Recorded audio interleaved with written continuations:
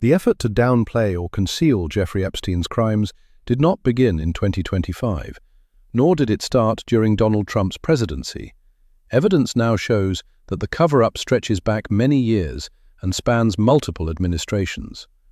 What is becoming increasingly clear is that Epstein was protected not just by wealth, but by influence, political, legal, and social. Powerful individuals with personal or financial ties to Epstein repeatedly claimed to distance themselves from him, while documents now show those claims were often misleading or outright false. Recent court leaks and newly released files have exposed this pattern.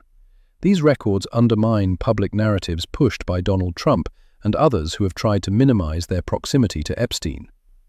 The documents suggest a coordinated effort to rewrite history, to create the appearance of separation while maintaining quiet connections behind the scenes. This is not only about one man, but about a system that allowed Epstein to operate for years with minimal consequences. What makes these revelations particularly troubling is that many of the people now exposed held or later gained positions of power. Some became senior government officials, others remained influential figures in finance, technology, or politics. Despite Epstein's growing reputation and the seriousness of the allegations against him, these relationships continued. This section of the story forces a critical question. How did Epstein evade full accountability for so long? The answer appears to lie in a culture of protection, where reputation, power, and political convenience outweighed justice. The newly released files do not merely reopen old wounds, they reveal that the truth was known much earlier than the public was ever told. One of the most explosive revelations from the newly released Epstein files concerns events from as far back as 2007. Internal communications from prosecutors show that federal authorities believed they had sufficient evidence to bring a major sex trafficking case against Epstein.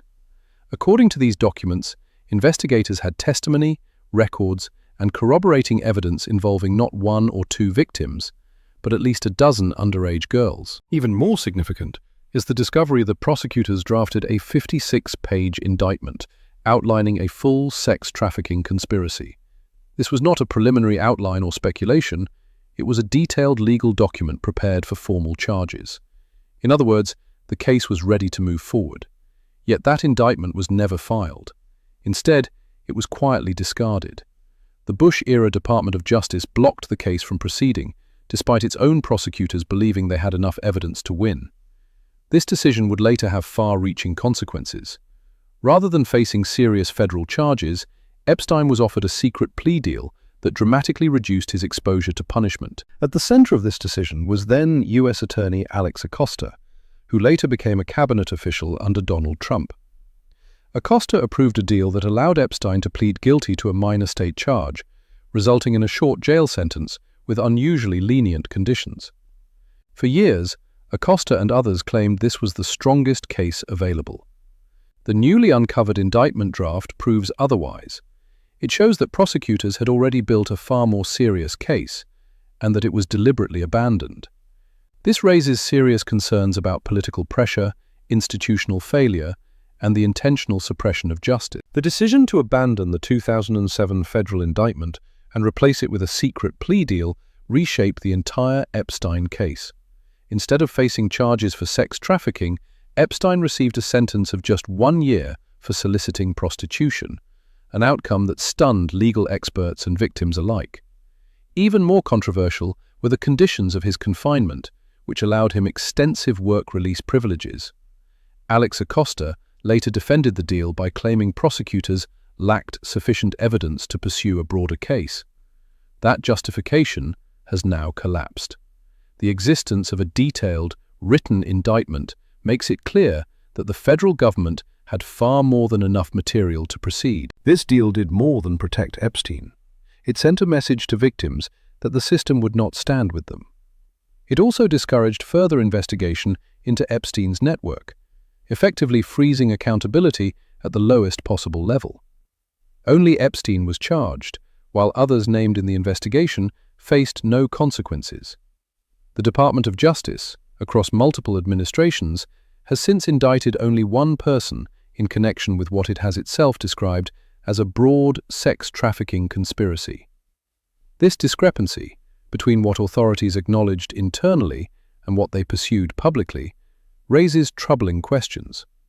Why build charts mapping Epstein's inner circle if there was no intention to prosecute them?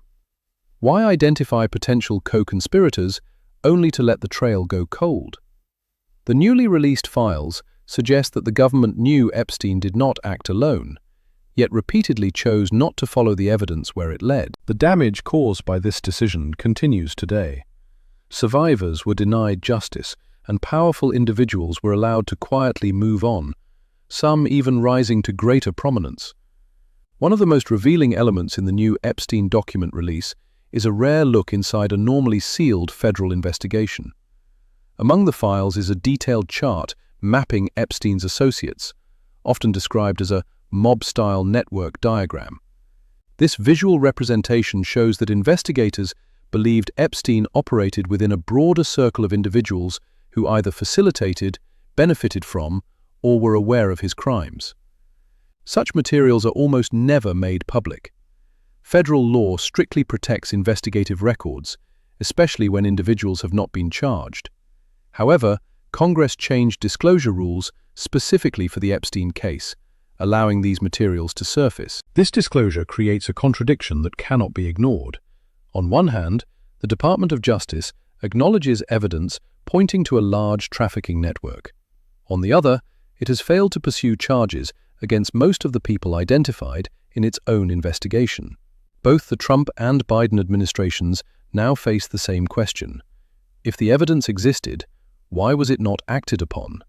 If it did not exist, why were these investigative tools created in the first place? The files suggest that the case was repeatedly stalled, diluted, or redirected.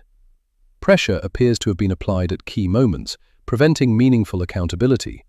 Whether that pressure came from political leadership, wealthy individuals, or intelligence connections remains unresolved. What is clear is that Epstein's power did not come from secrecy alone. It came from protection. And the exposure of these investigative materials has made that reality impossible to deny. As more information emerges, one argument consistently falls apart: the claim that people didn't know who Jeffrey Epstein really was. By 2007, and certainly after his 2008 conviction, Epstein's crimes were widely known within elite circles. Any continued association after that point was not ignorance, it was a choice. New documents highlight how public figures continued to socialize, communicate, and do business with Epstein long after his conviction. Some now insist their interactions were harmless or misunderstood, but the record shows repeated engagement, often over many years. This is why the newly released files matter so much. They demonstrate that there was no lack of information. Government officials, business leaders, and influential figures knew what Epstein had done, and still remained connected to him. The pressure to avoid accountability was immense.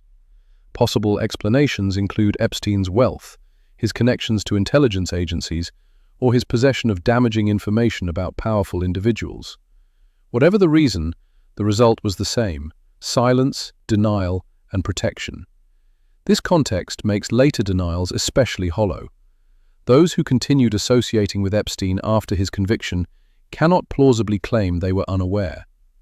The documents strip away excuses and reveal a pattern of willful disregard for justice. One of the most damaging revelations from the Epstein files involves Howard Lutnik, a former Trump cabinet official and longtime financial executive. Lutnik publicly claimed that he severed all ties with Epstein in 2005, describing Epstein as disgusting and insisting they would never be in the same room again. The documents tell a different story. Newly released records show that Lutnik and Epstein were business partners as late as 2014, years after Epstein's 2008 conviction. Both men signed off on a joint investment in an advertising technology company called Adfin in 2012. Emails show they met in person just days before finalizing the deal. The relationship continued through additional correspondence involving casino legislation and venture capital interests connected to Lutnik's firm. In 2017, Epstein even agreed to donate $50,000 to an event honoring Lutnik, privately expressing concern about public perception. These revelations directly contradict Lutnik's public statements. They show sustained professional interaction, not incidental contact. Despite Epstein's criminal history, access remained open. The Commerce Department declined to comment, but the documents speak for themselves. They place Lutnik among a growing list of powerful figures whose claims of distance collapse under documentary evidence. The way the Epstein files have been released raises serious concerns about selective transparency.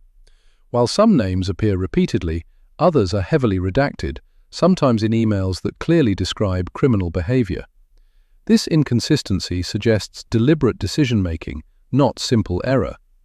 If the Department of Justice can redact names of individuals discussing abuse, how do other names remain visible? Why are some powerful figures exposed while others remain shielded? This selective disclosure points to fear, not of embarrassment, but of testimony. Individuals who could speak on the record, provide first-hand accounts, or implicate others appear to be the most carefully protected. Ghislaine Maxwell's recent filings, which reference multiple unnamed co-conspirators and dozens of individuals who allegedly paid Epstein, highlight what may still be hidden. These are the people the system seems most desperate to keep out of public view. The concern is not just what has been released, but what has not. Despite delays, redactions, and missed deadlines, pressure for transparency is increasing. Lawmakers have openly discussed contempt proceedings and impeachment tools to force the Department of Justice to comply fully. According to members involved in oversight efforts, these threats have already resulted in partial disclosures. Survivors' advocates remain outraged, particularly after learning that some victims' names were improperly exposed while alleged perpetrators were protected. This imbalance underscores the need for reform. The Epstein case is no longer just about one criminal.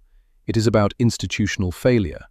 It is about how power shields itself and how justice is delayed when accountability threatens influential people. The fight is not over. More documents may emerge, more witnesses may speak, and more truths may surface that emails alone cannot capture. Transparency is not optional, it is essential. And without it, the Epstein case will remain one of the clearest examples of how justice can be compromised at the highest levels.